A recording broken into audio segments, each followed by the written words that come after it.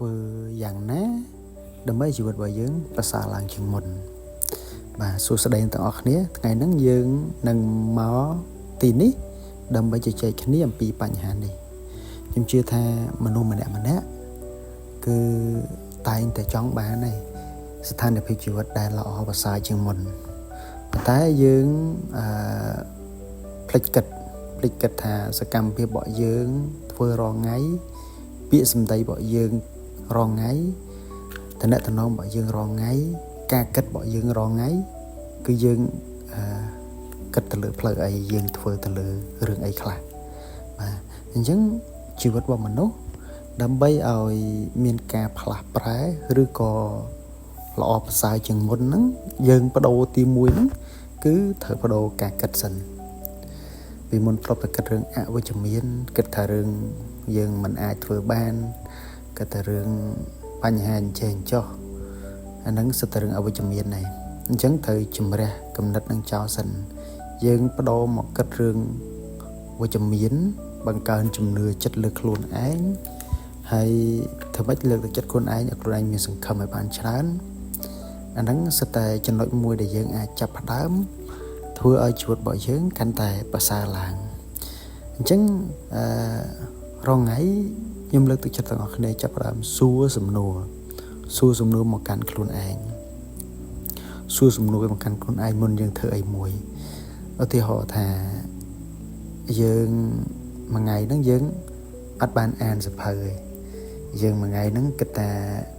អូស Facebook scroll ឡើងហើយលេងហ្គេមចំណាយពេលរាប់ម៉ោងទៅលើហ្គេមទៅលើ Facebook ទៅលើបណ្ដាញសង្គមផ្សេងដែលធ្វើឲ្យយើងមានអារម្មណ៍សប្បាយរីករាយតាមមួយផ្លែតប៉ុន្តែយើងសួរសំណួរខ្លួនឯងបើសិនជាយើងនៅតែបន្តសកម្មភាពចឹងរយៈពេល1ខែ2ខែ1ឆ្នាំ2ឆ្នាំតើជីវិតរបស់យើងនឹងទៅជាយ៉ាងណាបាទហើយយើងអាចសួរសំណួរនឹងមកកាន់ខ្លួនឯងដដែលបើសិនជាយើងបន្តអភិវឌ្ឍខ្លួនដោយការអានសៀវភៅមួយថ្ងៃ 2-3 ទំព័ររៀងរាល់ថ្ងៃរយៈពេល1ឆ្នាំ2ឆ្នាំតើជីវិតរបស់យើងនឹងទៅជាយ៉ាងណាបាទហើយមួយទៀតបើសិនជាយើងរាប់អានមនុស្សចំណាយពេលច្រើនណាជានេះមិនចាំន័យថាឲ្យយើងបោះបង់មិត្តភ័ក្តិយើងចោលទាំងអស់ទេតែគ្រាន់យើងរៀនស្រឡាច់មើលដែរអ្នកណាដែលយើងរាប់អានទៅយើងមានអារម្មណ៍ថាយើងទទួលបានចំណេះដឹងឬការអភិវឌ្ឍខ្លួនច្រើនជាងមុនយើងគួរតែចំណាយពេលបានច្រើនប៉ុន្តែបើមិត្តភ័ក្តិណាដែលនាំយើងទៅចំណាយពេលធ្វើរឿងណាដែលអត់សូវបានផលវិជ្ជមានឬក៏នាំយើងទៅលេងហ្គេមដើរលេងឬក៏ផឹកស៊ីអីច្រើនយើងគួរតែកាត់បន្ថយហើយងាកមកចំណាយពេលណាមួយដើម្បីធ្វើឲ្យជីវិតយើងហ្នឹងវាប្រសើរឡើងជាងមុនយើងមានសង្ឃឹមជាងមុនមួយទៀតយើងគួរតែរៀនមានចក្ខុវិស័យឲ្យបានវែងឆ្ងាយជាងឥឡូវហ្នឹងយើងអាចសម័យចេញថា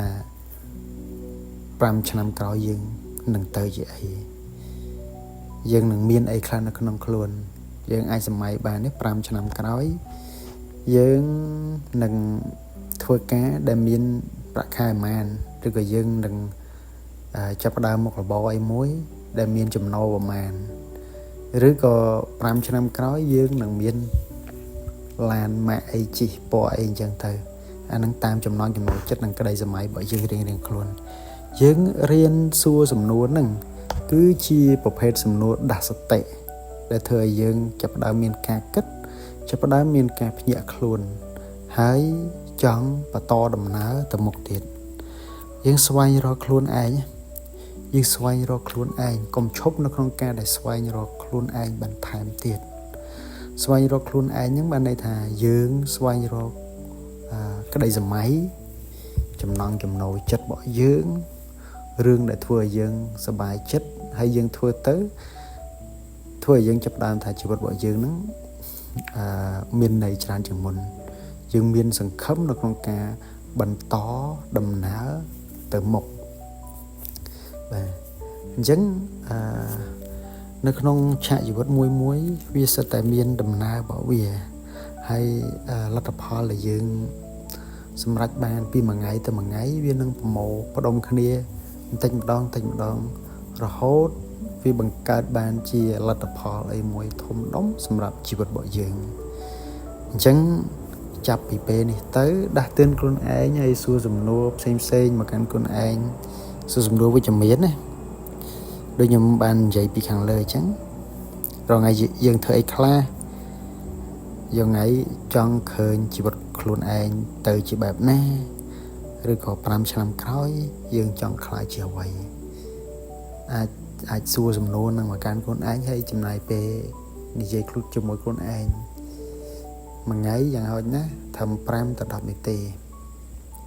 ដើម្បីធ្វើឲ្យអារម្មណ៍របស់យើងកាន់តែស្រស់ស្រាយឡើងហើយយើងមានជំហានបន្តទៅមុខទៀតបាទ